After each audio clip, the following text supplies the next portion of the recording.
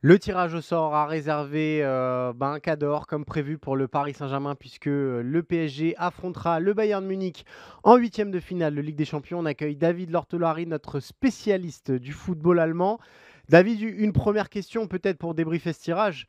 Quels sont les échos en Allemagne? Est-ce qu'on est, content d'avoir ce choc ou plutôt dégoûté d'hériter du Paris Saint-Germain, comme deuxième de groupe? Deux façons de voir vraiment, ce qu'on appelle en Allemagne le Hammerlos, c'est-à-dire un tirage marteau, c'est-à-dire un tirage très difficile. Mmh. Donc la conscience du point de vue allemand, du point de vue bavarois, que c'est un ogre qui s'oppose au Bayern en février-mars. Et puis de l'autre côté, et je parle en cela des réactions notamment des dirigeants du Bayern, Oliver Kahn, Hassan Salihamidzic, cet appétit pour ce genre de match. Donc une réjouissance par rapport à ce tirage et un Hassan Salihamidzic, directeur sportif du Bayern, qui a lâché le mot Leckerbiss, c'est-à-dire une saveur, une douceur, c'est-à-dire vraiment le plaisir de rencontrer des stars, des vedettes et un match comme on les espère quand on est un professionnel de football, bien sûr. Alors, PSG Bayern, il y a beaucoup d'images marquantes ces dernières saisons. Il y a évidemment ce Final 8 pardon, et cette victoire du Bayern. Peut-être que revenir sur l'affrontement de 2021, est-ce qu'il y a encore peut-être une forme de revanche du côté du Bayern quant à cette double confrontation face au Paris Saint-Germain? On se souvient que le Bayern aurait peut-être mérité de passer énormément d'occasions au retour, mais l'absence de Lewandowski avait pesé lourd. Est-ce que ce match-là pourrait permettre de solder les comptes du Bayern avec le Paris Saint-Germain peut-être? Mais en tout cas, à chaud sur le jour du tirage aujourd'hui, il y a pas ce genre de retour. La presse n'y a même pas fait référence D'accord. parce on se concentre sur la nouvelle dynamique, sur le Bayern 2.0 avec Nagelsmann qui maintenant est bien installé comme entraîneur et qui a réussi à mieux travailler avec ses joueurs peut-être que la saison dernière. Donc cette référence-là, elle est un peu mise de côté pour le moment à chaud, à court terme. Elle est un peu laissée en sommeil et on se concentre vraiment sur le choc que ça va être dans quelques mois, quoi. On sait que le Paris Saint-Germain va être une des équipes les plus impactées par la Coupe du Monde. Au-delà du nombre de joueurs retenus, il y a évidemment ces trois superstars, Messi, Mbappé, Neymar, qui pourraient revenir de la Coupe du Monde avec des états de forme et surtout des états moraux peut-être compliqués. Est-ce que ce genre de problématique existe vraiment au Bayern ou est-ce qu'on est plutôt sur une équipe dont on sait, quoi qu'il arrive, qu'en février, elle sera au rendez-vous et elle saura se remettre du scénario, qu'il soit bon ou mauvais, de la Coupe du Monde? Ah non, non, ça existe vraiment. Il y a un réel impact dans les deux sens. C'est-à-dire quand les joueurs des deux grands clubs du moment, Dortmund ou le Bayern, vont vers le championnat d'Europe ou vers la Coupe du Monde, un peu cabossés mentalement parce qu'il y a une mauvaise série, parce qu'ils ont été éliminés en coupe ou quoi que ce soit, ça a un impact sur l'équipe nationale. Dans le sens club vers sélection, on se dit, bon, la sélection va leur permettre de retrouver de l'élan, de retrouver de l'enthousiasme et de retrouver un autre type de compétition.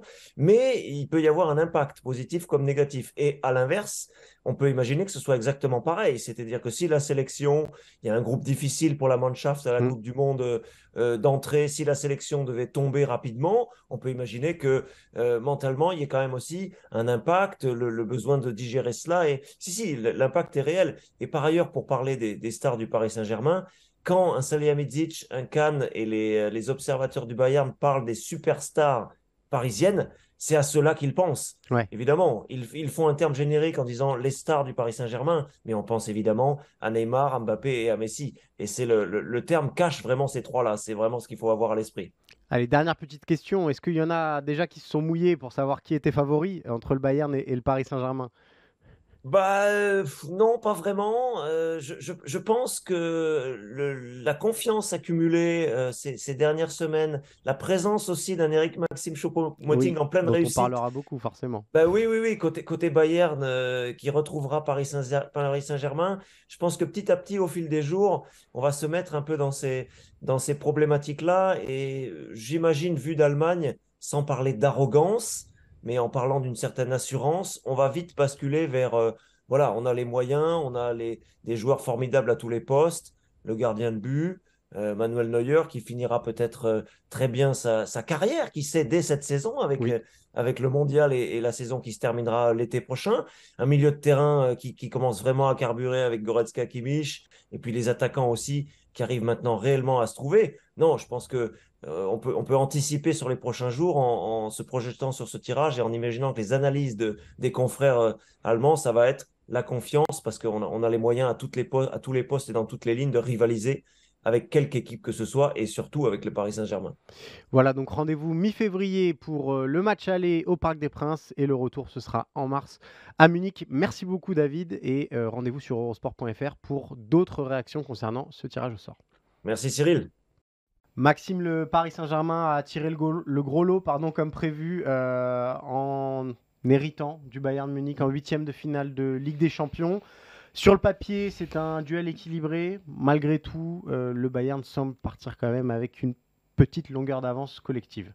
Ouais, alors je suis bien embêté parce que je suis le premier à dire ici tous les ans que la vérité du mois de novembre ou décembre n'est pas celle du mois de février. Et là, pour le coup, ça va être encore plus vrai parce qu'il va y avoir la Coupe du Monde entre-temps. La Coupe du Monde qui va rebattre beaucoup de cartes du côté du Paris Saint-Germain, on en est à peu près sûr. Et possiblement aussi du côté du Bayern. Voilà. En fait, je ne sais pas trop quoi penser de ce match-là sur le favori, parce qu'évidemment, prendre le Bayern, c'était pas l'idéal. Le Bayern, comme le PSG, est invaincu après la phase de poule. C'est mal payé aussi pour le PSG. On a vu comment ça s'est terminé, cette phase de poule, avec ce scénario presque ubuesque, avec Benfica qui passe devant.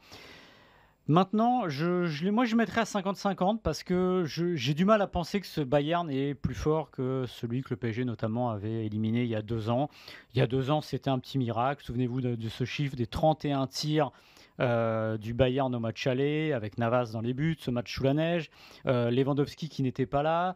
Je pense pas que ce Bayern soit plus fort, au contraire du PSG qui, si évidemment il n'a pas donné les indices qu'on espérait de son renouveau, d'un nouveau PSG, me paraît quand même un peu plus fort que ces derniers mois. Donc je ne serais pas si négatif pour Paris, pour le coup, à cette heure-là.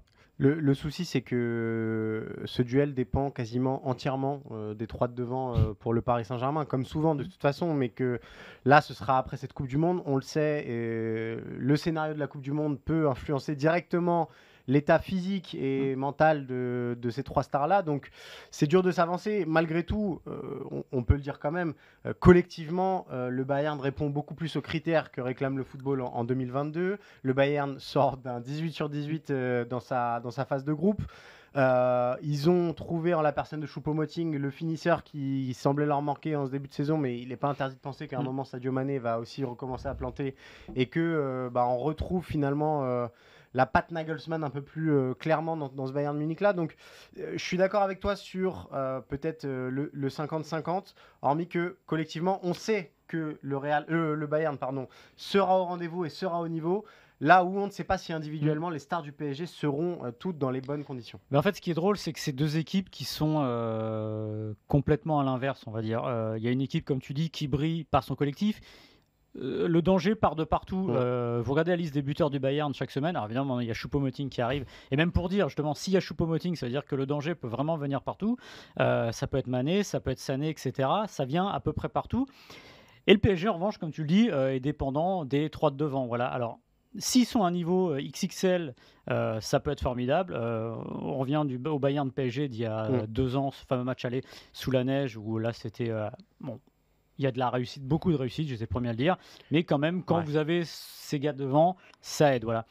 Et ça va être vraiment un miroir inversé, ce match-là, entre 2 équipes qui, j'ai envie de dire, aimeraient se ressembler, parce que le PSG est censé avoir fait les efforts cet été pour devenir une vraie équipe qui ne tient pas que sur ses individualités, mais on voit que tout la ramène toujours à ses individualités. Alors, quand Neymar est à ce niveau-là, c'est plutôt agréable pour Paris Saint-Germain, parce que là, tout simplement, c'est une évidence, les individualités sont au-dessus, mais ça se jouera aussi dans la faculté et la possibilité que Paris aura à jouer en équipe, et notamment le fameux bloc et cette histoire qu'on rabâche souvent, mais qui est très importante dans les grands matchs, du fameux 7+3, c'est-à-dire que si vous avez que 7 joueurs qui défendent et 3 qui ne défendent pas, c'est assez problématique.